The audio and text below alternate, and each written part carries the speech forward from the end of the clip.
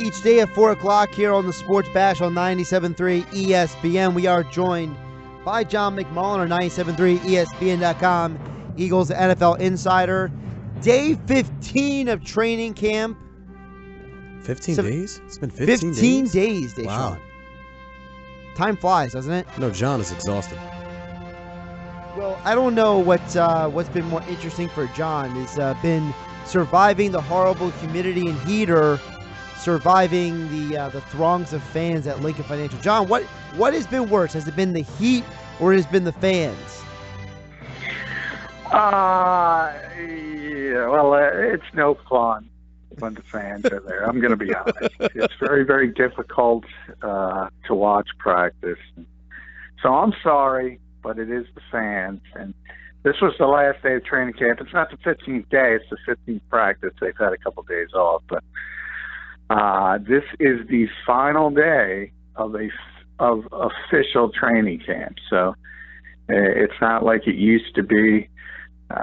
And now the Eagles will go into more of a regular season preparation mode. Obviously, still have a lot of preseason to go, but training camp is officially over.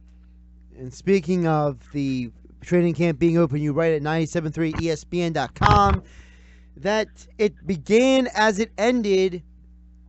We still don't really know exactly all the details of Carson Wentz. Now, Carson Wentz said, now what he said, which is not different, which is maybe different what the medical staff is telling him and Peterson, but he says that his aim is to be there week one, but he might be cutting it close. So, you know, John, you've seen Carson out there. How close do you think he really is?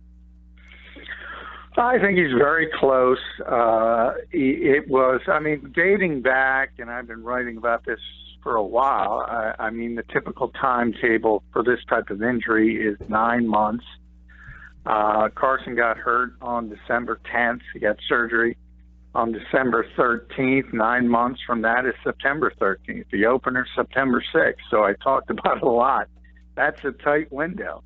So that's what Carson was trying to say. I think similar to what we talked about a little yesterday on the show and Alshon Jeffrey on the PUP list, this is really not new. For some reason, Carson was on a Philadelphia area radio station, said it was going to be close.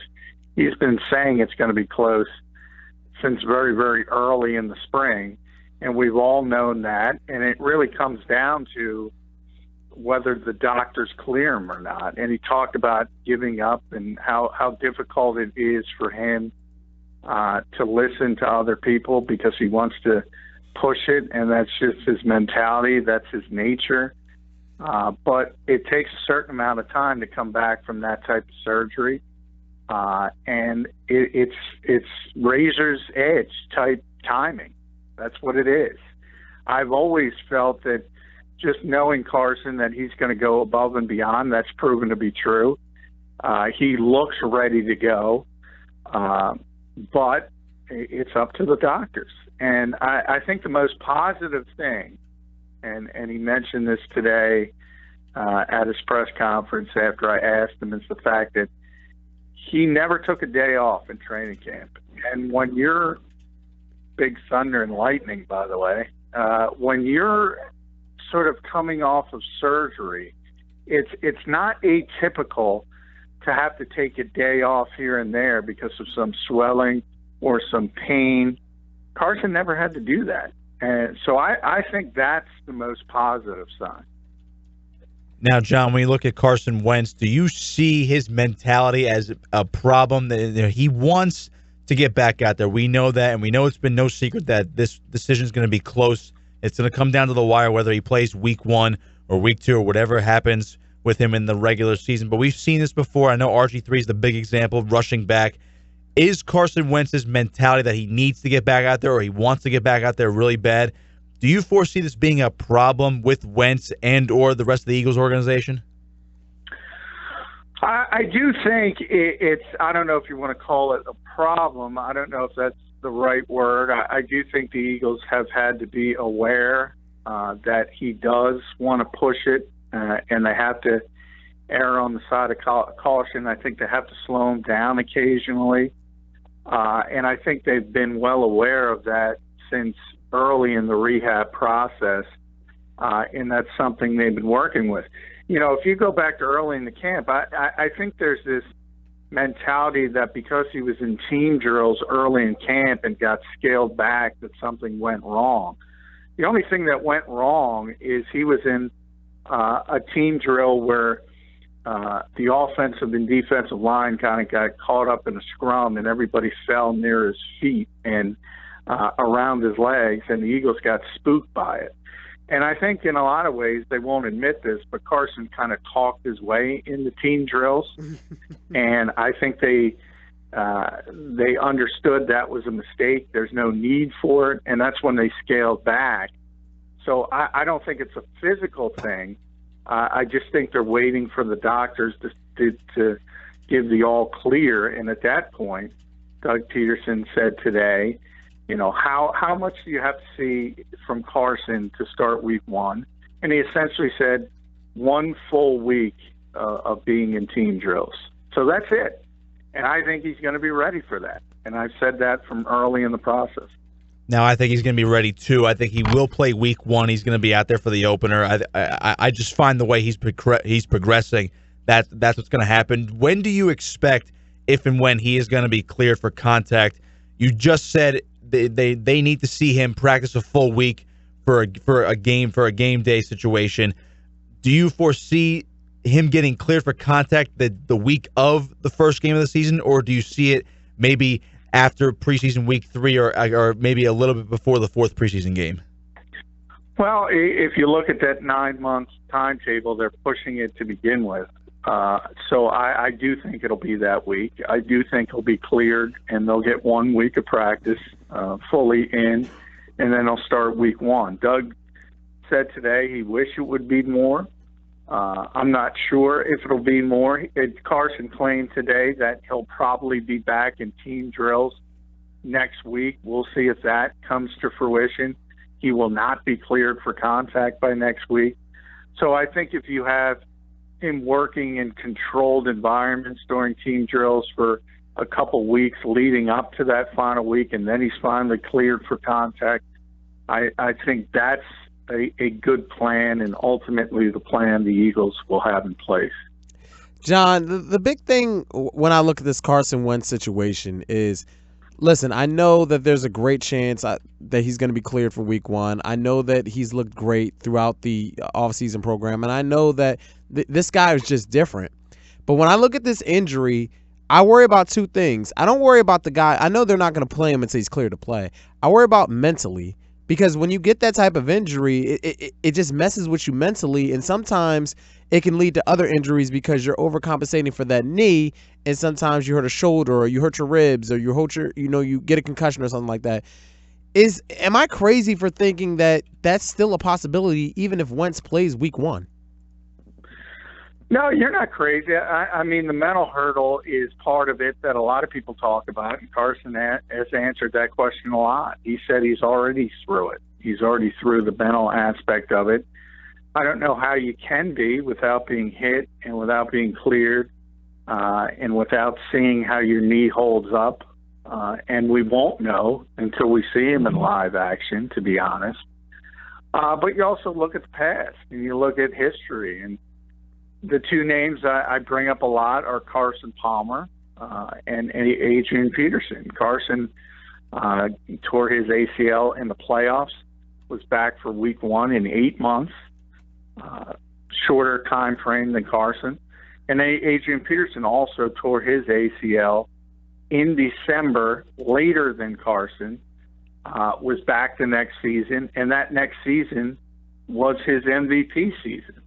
So it's not like he would be the first guy to be doing this. This has been done before. It's been done at the highest level by Peterson, and it's been done at that position at a high level by Palmer. Bigger picture here. Even, assuming that Wentz comes back and he's back to being Wentz and, everything is back normal in Eagle Land, is his injury history something to worry about? Because the guy did have the injured ribs. He had the injured wrist in college, and now the ACL. Not just his play style, but is Carson the guy that, quite frankly, we have to worry about when it comes to injuries? Yeah, I think you do. I mean, we've been talking about that since the day he arrived. Basically, everybody has been preaching to him ad nauseum. Guys who are no longer here, Frank Reich and John DeFilippo, always talked about it. Doug has constantly talked about it. Carson gets asked about it every week. I still remember the Carolina game where he lowered his shoulder at the goal line, and everybody in the Eagles organization wanted to wring his neck. It's amazing he didn't get hurt on that play. So they've been teaching him and sort of drilling him on toning down some of the reckless style. But some of it is just luck. As I said, you look at that play against the Panthers, and it's almost he should have gotten hurt. And then you look at the play he was injured on. It really wasn't because of a devastating hit. Sometimes, especially with ACLs, you see how many ACLs are actually non-contact in camp and even in OTAs. Sometimes it's just bad luck. Now, John, speaking of injuries, we'll get into your news and notes from the final day of training camp. You can follow John McMullen on Twitter at JFMcMullen. John, the wide receivers have been getting a lot of notice for the Eagles lately with injuries. I know another PUP report for the Eagles came out, this time with Alshon Jeffrey, that he could be on the PUP list. I know you wrote at 973ESPN.com that he basically ramped things up today, and Aguilar has been sitting out. Give us a quick update on both those guys and what their status might be for Week 1 against Atlanta.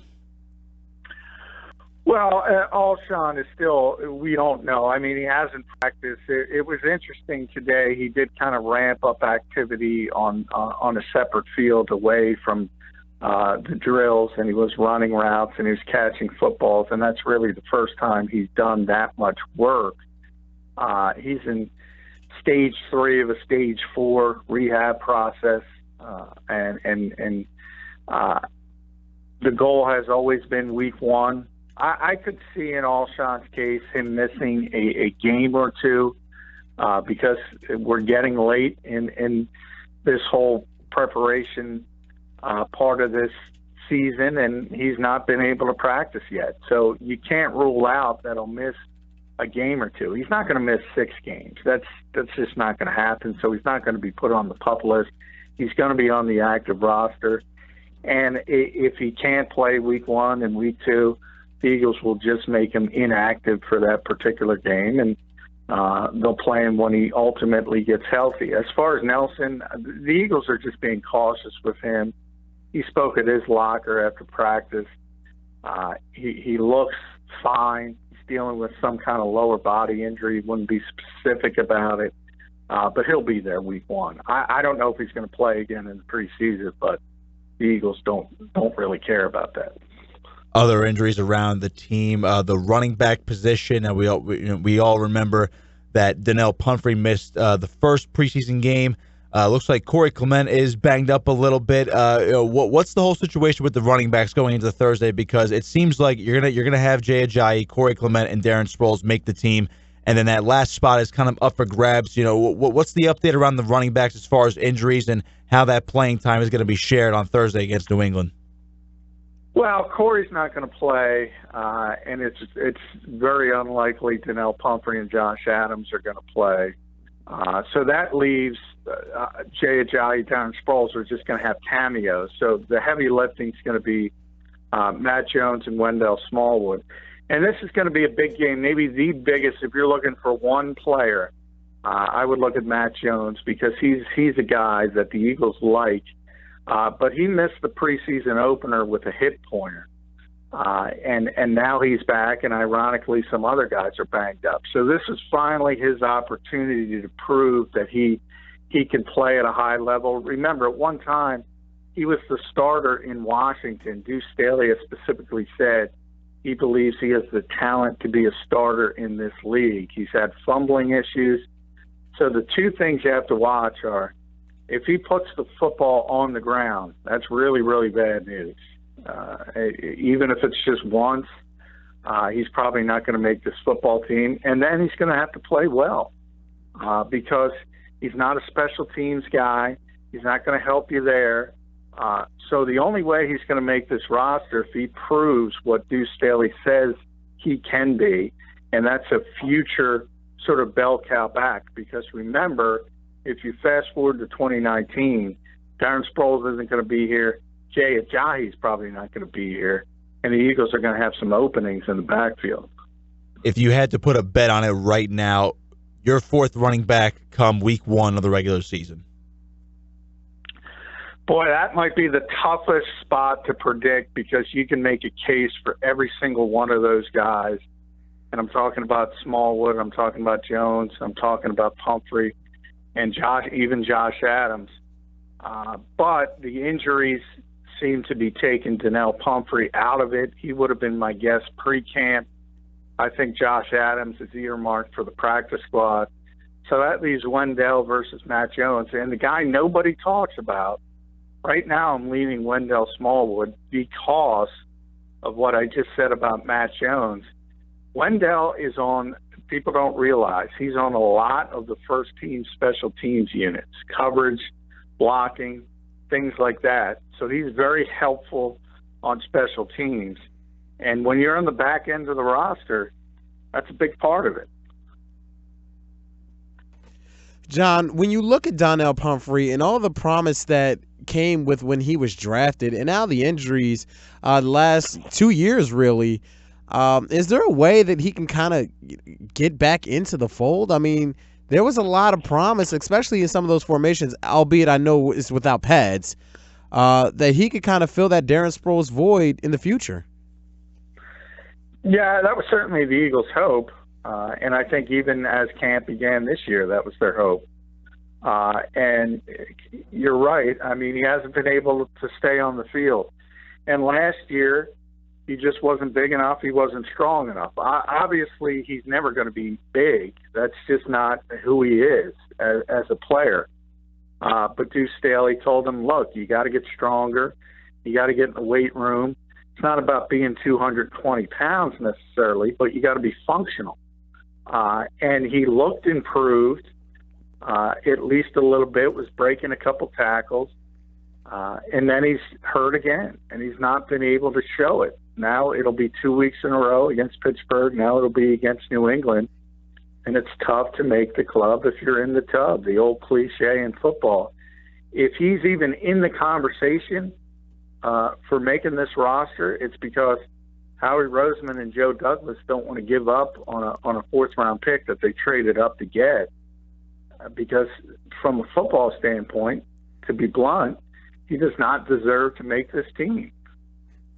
John, let's get to the Hackenberg thing. And the Eagles brought in Christian Hackenberg. We all know the backstory. Is there a legitimate chance that he could kind of push Sudfeld? I know they love Sudfeld a lot. Or is this just, hey, we need an extra camp arm. You know, you're a guy that a lot of people had promise in. We really have nothing to lose here. Yeah, more the latter. I do think the Eagles might, and I described it as haughtiness yesterday on the show. I think they see arm talent. They see a big guy, and they say, we can do something with that, whereas others may have failed. I don't know if that's necessarily true. But remember, this again, I talked about 2019 when it came to Matt Jones. This is more about 2019 as well, because Nick Foles is not going to be here next year. And then you need a backup quarterback, and I don't think the Eagles want to just hand it to Nate Sudfeld. They hope he seizes it, but they want some competition. And if they think Hackenberg is a guy that they can keep on the practice squad because he's got practice squad eligibility, and then come compete next season, maybe that works. He's certainly not going to be in competition for a roster spot this year. John McMullen joining us on the Boardwalk on the Hotline here on 97.3 ESPN each day with his Eagles coverage. Check it all out at 97.3ESPN.com. Daily coverage of everything involving the Eagles. John, a couple more things before we let you go. First of all, you mentioned in your notes Avonte Maddox, third straight day in the slot. And it's interesting because he may not have been a guy people expected to get so many reps in the slot, but it seems like he may be grooving out an opportunity for himself as a draft pick. And, you know, for me, I look at him, he's not as big as Patrick Robinson. He's a couple inches shorter. He's a little lighter, but he seems to. Do you feel like he is going to really take advantage of taking that slot? Well, it's going to be difficult because it's a difficult position to learn as a rookie. He didn't play it at Pitt, even though he looks like a nickel corner. He played outside at Pittsburgh. So it's new to him.